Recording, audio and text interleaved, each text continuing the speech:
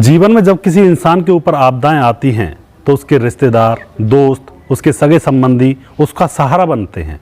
लेकिन दोस्तों, जैसे उसका सहारा बनते हैं उसके सगे संबंधी, तभी वह सारी बातों को भूल जाता है और फिर अलग ही पटरी पर चलने लगता है। दोस्तों, इसी से संबंधित आज की यह घटना है। एक सास ने अपने दामाद से नामर्द चूड़ियां पहनने को कहा और फिर दामाद ने उसके साथ 2 घंटे तक ऐसा कुछ किया कि अगर आप सुनोगे तो आपकी रूह कांप जाएगी। दोस्तों, आखिर ऐसा क्या हुआ जो एक 65 साल की महिला को इस दुनिया से विदा होना पड़ गया? इस घटना के बारे में पूरी सच्चाई जानने के लिए आप हमारे वीडियो को अंत तक जरूर देखिएगा। नमस्कार, मैं हूं सुदेश कुमार और तिरछी बात पल पल चैनल में आपका स्वागत है। दोस्तों, यह घटना है हिमाचल के बिलासपुर की। हिमाचल के बिलासपुर में एक सीता देवी नाम की बुजुर्ग औरत रहा करती थी, जिसकी उम्र थी 60 साल। उसके पति का निधन हो चुका था और उसके 6 बच्चे थे, जिनमें 5 तो लड़कियां थी और एक उसका लड़का था। लड़के को पैरालाइज था, यानी कि लड़के को लकवा मारा हुआ था और उसकी 2 बेटियों को भी लकवा हुआ था, यानी कि 3 बच्चे उसके लकवाग्रस्त थे।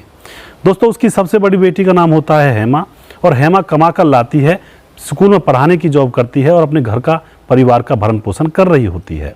तब भी वह अपनी बड़ी बेटी हेमा की शादी कर देती है पड़ोस के ही गांव में एक लड़के जिसका नाम सुरेश होता है उसके साथ। अब उसकी बेटी अपने ससुराल चली जाती है, वहां पर रहने लगती है, अच्छे से समय गुजर रहा होता है। लेकिन हेमा की माँ जो होती है वह बहुत परेशान होती है, क्योंकि उनके जो बच्चे हैं उनमें से 3 तो लकवाग्रस्त हैं और बाकी अभी छोटे हैं, कमाने खाने का कोई रोजगार नहीं है। लेकिन दोस्तों, हेमा सुरेश के साथ आराम से अपने घर को बसा रही होती है, समय अच्छे से गुजर रहा होता है। हेमा खुद भी जॉब पर जाया करती है बच्चों को पढ़ाने के लिए और उसका पति सुरेश भी जॉब पर जाया करता है। लेकिन कोरोना की जब मार चलती है तो बहुत सारे लोगों के काम छूट जाते हैं। इसी बीच सुरेश का काम भी छूट जाता है। अब घर का खर्चा सिर्फ और सिर्फ हेमा उठा रही होती है। दोस्तों, अब वह अपनी माँ से बातें करती है कि मेरे पति का तो काम धंधा छूट गया, हम तो बहुत परेशान हैं। तभी क्या होता है, उसकी माँ सीता देवी उस दामाद के पास फोन करती है और कहती है कि बेटा, तू मेरे बेटे जैसा है, तू यहाँ पर आ जा और यहाँ आकर कोई नौकरी वगैरह ढूंढ लेना, यहाँ पर तुम्हारा खर्चा पानी चल जाएगा। क्योंकि सुरेश के और हेमा के पास फिलहाल खाने के लिए भी कुछ भी नहीं था। दोस्तों, उसके बाद जो सुरेश होता है अपनी पत्नी हेमा को लेकर अपनी ससुराल में पहुंच जाता है, वहां जाकर रहने लगता है। शुरुआत में वह इधर उधर जॉब ढूंढता है, लेकिन उसको जॉब नहीं मिलती है। फिर धीरे धीरे उसे हराम का खाने की आदत पड़ जाती है। अब 3 महीने गुजर जाते हैं। 3 महीने गुजरने के बाद अब सुरेश शराब पीने लगता है। दोस्तों, शराब पीकर वह दिन भर इधर उधर घूमता रहता है और जब शराब के लिए पैसे खत्म हो जाते हैं तो अपनी सास और अपनी पत्नी से शराब के लिए पैसे मांगा करता है। उनके घर में अब इस बात को लेकर बहुत जोर जोर से कलेश होने लगा है कि एक अच्छा खासा कमाता खाता इंसान शराब पीने के रास्ते पर चल बैठा है, घर की बर्बादी में लगा हुआ है। लेकिन दोस्तों, सुरेश मानने वाला नहीं था। हर रोज वो अपनी सास और अपनी पत्नी से शराब के पैसे मांगा करता और उन पैसों को ले जाकर के शराब खरीदता और फिर आराम से शराब पीकर अपनी ज़िंदगी को गुजार रहा था। जब उसकी सास और उसकी पत्नी शराब के पैसे नहीं दिया करते थे तो घर का सामान बेच करके वह शराब पीने लगा था। यहाँ तक की नौबत आ चुकी थी। दोस्तों, इसी तरह से एक दिन शाम को 4 बजे वह शराब में धुत वापस घर लौटता है और आकर अपनी सास, जिसका नाम सीता देवी होता है, उससे कहता है कि मुझे रोटी लाओ। लेकिन उसकी सास उसे देखकर उसका माथा चढ़ जाता है कि यह हरदम शराब पीता ही रहता है, इसको कोई और काम धंधा नहीं है। नौकरी ढूंढने के लिए बुलाया था इसको, लेकिन नौकरी तो बहुत दूर की बात है, इससे तो अपना आपा ही नहीं संभाला जा रहा। तो उसकी सास जो सीता देवी होती है, जिसकी उम्र 60 साल होती है, वह उससे कहती है रोटी कहाँ से आएंगी, तू कमाता तो है ही नहीं, तो रोटी खाने के लिए कैसे आ जाता है। ये बात सुनकर जो उसका दामाद होता है वह थोड़ा सा बौखला जाता है, उससे लड़ने लगता है। लेकिन सीता देवी और ज़्यादा गर्म हो जाती है, गुस्से में हो जाती है और उससे कहती है कि तू नामर्द है, चूड़ियाँ पहन ले, इससे अच्छा तो जब तू कमा खा नहीं सकता, अपने बीवी बच्चों को पाल नहीं सकता। तो दोस्तों, यह बात उस सुरेश को लग जाती है और वह कमरे के अंदर जाता है और वहाँ से एक लोहे की रॉड उठाकर लाता है और अपनी सास के ऊपर ताबड़तोड़ वार करने लगता है। उसकी पत्नी वहाँ पर नहीं थी, वह बाहर गई हुई थी और वहाँ पर वो छोटे छोटे बच्चे होते हैं जो लकवाग्रस्त हैं और जो बोल नहीं सकते किसी से।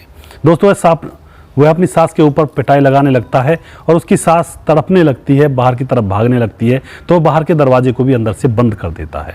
सास इसी आशा में पिटती रहती है कि शायद कोई पड़ोसी बचाने के लिए आएगा, लेकिन 2 घंटे तक वह दरिंदा उस बुजुर्ग महिला को पीटता रहता है। पड़ोसियों को इस बात की भनक तक नहीं लगती है। फिर 2 घंटे गुजरने के बाद किसी को पता लग जाता है तो वह एकदम से पड़ोसियों को इकट्ठा करके घर में आता है। वहाँ पर देखता है कि जो सीता देवी है खून से लथपथ पड़ी हुई है फर्श के ऊपर और उसको उसका दामाद मार रहा होता है। तभी जैसे गाँव वाले घर के अंदर प्रवेश करते हैं तो उसका दामाद उसे छोड़ करके वहाँ से फरार हो जाता है। उसके बाद गाँव वाले पुलिस को बुलाते हैं, पुलिस आती है, मामले की छानबीन करती है और सीता देवी को हॉस्पिटल ले जाकर भर्ती कराती है, लेकिन वहाँ पर डॉक्टर उसको मृत घोषित कर देते हैं। दोस्तों उसके बाद पुलिस को मामला पता चल ही चुका था लोगों के द्वारा। उसके बाद पुलिस सुरेश के नंबर को ट्रेसिंग पर डालती है, उसकी लोकेशन जांचती है और थोड़ी देर में उसको पकड़ लेती है।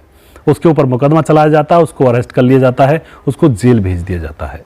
तो दोस्तों आप क्या कहना चाहोगे? एक सास ने अपने दामाद की मदद की कि भाई तुम्हारे पास फिलहाल खाने का जुगाड़ नहीं है तो यहाँ पर आ जाओ, अपना गुजर बसर कर लो और कोई नौकरी ढूंढ लो। लेकिन उस दामाद ने उसको ऐसा सिला दिया, शराब पीने लगा, उनकी कमाई को भी खाने लगा और ऊपर से फिर उसको मौत के घाट उतार दिया अपनी सास सीता देवी को।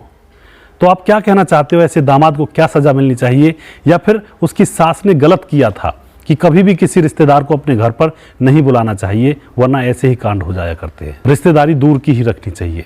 तो आपको क्या लगता है यहाँ पर कितनी गलती सीता की थी और कितनी गलती उसके दामाद की थी, और क्या उसकी बेटी हेमा की भी कोई गलती थी या नहीं थी? आप अपनी राय कमेंट बॉक्स में लिख सकते हैं। दोस्तों ऐसे ही वीडियोज़ मैं बनाकर लेकर आता हूँ आपके सामने तिरछी बात चैनल पर, तिरछी बात पलवल चैनल पर, और हमारा दूसरा चैनल भी है जिसका नाम तिरछी बात है, उस पर भी जाएं। वहाँ पर भी क्राइम की रिपोर्ट होती हैं जो कि सच्ची घटनाओं के ऊपर आधारित होती हैं। वहाँ पर भी जाएं, हमारे चैनल को सपोर्ट करें, हम आपके बहुत बहुत आभारी रहेंगे। नेक्स्ट वीडियो में जल्दी फिर से लेकर आऊँगा किसी सच्ची घटना के ऊपर। तब तक आप खुश रहें, सावधान रहें, रिश्तों की अहमियत को समझें। जय हिंद, जय भारत।